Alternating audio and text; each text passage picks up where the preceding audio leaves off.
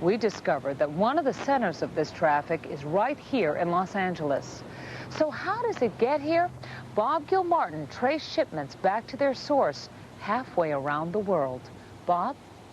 Nancy, we're in front of Red Square in Moscow. We've come all the way to Russia to track down a shocking story. A story about the trafficking in human body parts. Body parts taken from corpses here in Russia and sold in the U.S. for use in expensive human transplants. These are cold, hard times in Russia. The country's economy has crashed with the fall of communism. People here want dollars, not the worthless ruble. So Russians are selling just about anything to get U.S. currency, including body parts of their own dead people, shipped to America for transplants. This is cannibalism of the 20th century. That's the reaction of Dr. Vladimir Manonenko, who investigated the trafficking in dead bodies as a deputy for the Moscow government. Recently, he saw this letter sent out by the Baltic Tissue Bank in St. Petersburg, Russia. It's a price list for human parts and the charge in U.S. dollars, with assurances that they're disease-free. The price list was sent to American tissue banks, but most directors like Bruce Strober said no. In effect, now you've got a middleman, you've got a broker, you've got a person who's buying and selling bodies. But is there a danger that these bodies in Russian morgues are infected with deadly viruses? Russian medicine lags far behind U.S. standards in testing for disease. And what about American transplant patients who paid big money for these body parts? Congressman Ron Wyden of Oregon is concerned. How many individuals in this country literally could be kind of human ticking time bombs having this tissue inside them and not knowing it?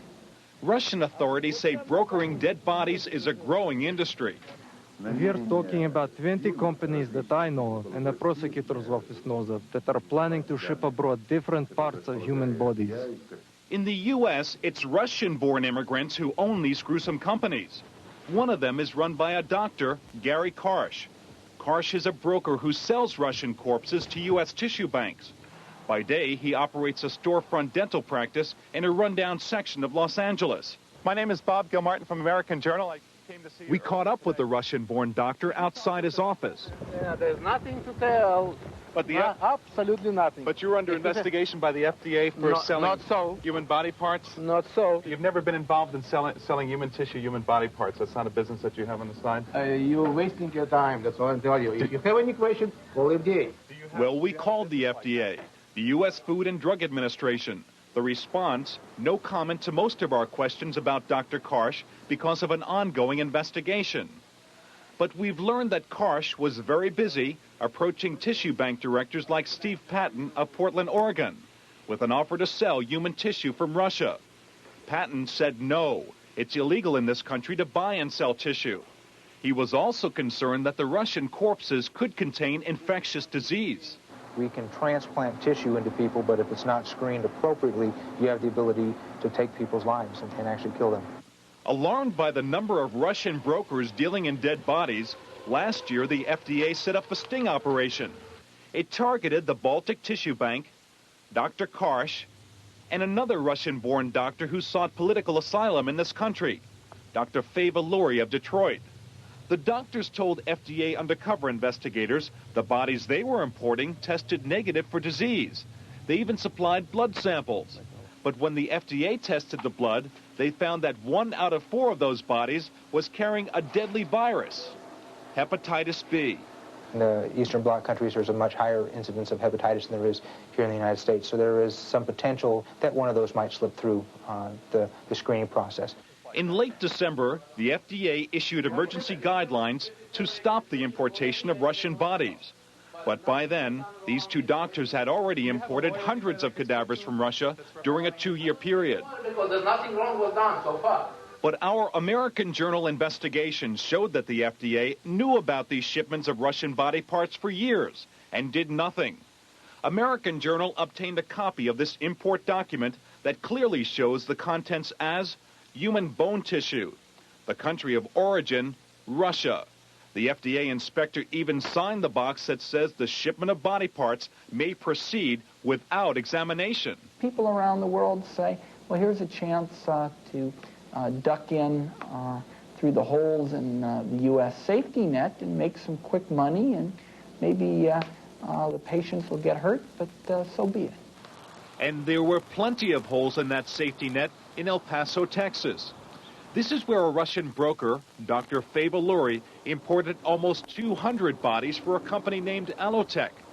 And this is the same Dr. Lurie targeted by the FDA during its undercover investigation.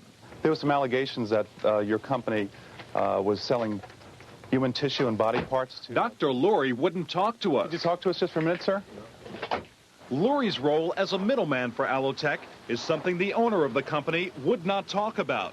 But Stan LeFew assured us he doesn't buy bodies and that the bones he processes for transplants are safe. We do not engage in buying and selling tissue.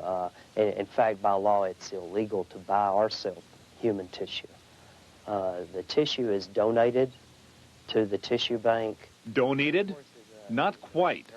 Deborah Cole was an Allotech employee until she was fired last week. She says Allotech president Stan LeFew did pay Dr. Lurie for the bodies. $3,000 a cadaver. I mean, that's $30,000. I mean, 10 a week. It's $30,000 a week. Lurie bought the corpses from the morgue at this Moscow hospital called the Sklefosovsky Institute.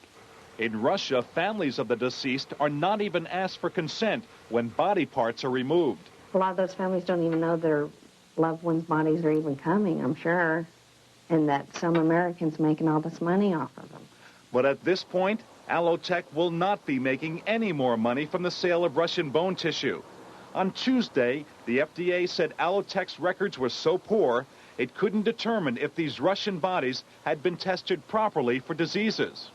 FDA's Jim O'Hare. We have issued an order to Allotech to retain and destroy the tissues in their inventory. But there are new developments. Russian Police Colonel Vladimir Dubyagin says organized crime is now entering the body parts business. The underworld, the criminal world, will find its channels to export bodies out of Russia. In fact, a U.S. tissue bank got a call recently from a broker who had a new source of body parts from Russia. We should point out that hundreds of thousands of transplants are performed in American hospitals each year, and most use conventional donors. And while some of those procedures carry a risk, hospitals make every effort to ensure that donor tissue is free of disease. When we come back to Los Angeles,